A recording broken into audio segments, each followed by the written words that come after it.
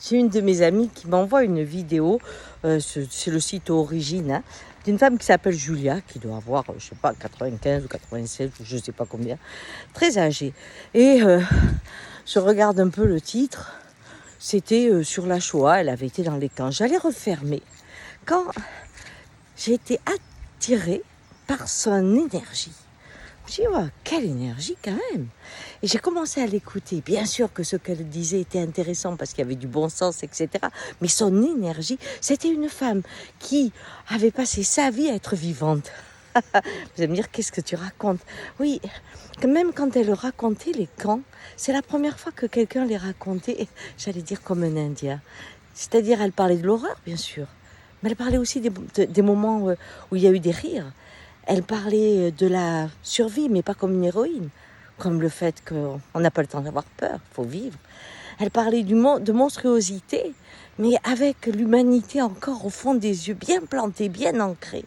Et cette femme m'a étonnée. Et quand elle a dit, par exemple pour les viols, que les femmes capots violaient les autres femmes, c'était la première fois que j'entendais cette phrase. J'étais très étonnée. On n'en fait pas état souvent. On parle beaucoup des hommes, mais de la violence des femmes, en fait, dès qu'on tient un pouvoir, il y a une façon de l'exprimer qui est souvent dans la violence et la destruction. L'autre devient un objet ou une incarnation du mal ou de l'horreur, qu'importe.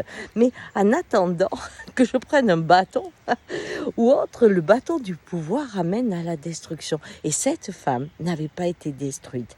Et en écoutant jusqu'au bout ce témoignage, je me suis rendu compte qu'elle m'apportait la joie, car elle avait traversé l'immonde en restant humaine. Et cela m'a calmée, vous ne pouvez pas savoir. Et j'ai repensé au stage à la hutte de sudation qu'on a fait ce week-end, où une des participantes a eu son grand-père qui est venu avec cette phrase extraordinaire qui dit, tu sais, l'amour c'est terrible. Il le disait avec l'accent, hein, c'est comme ça qu'on l'a entendu. L'amour c'est terrible. C'est terrible pourquoi? Parce que ça peut sauver le monde.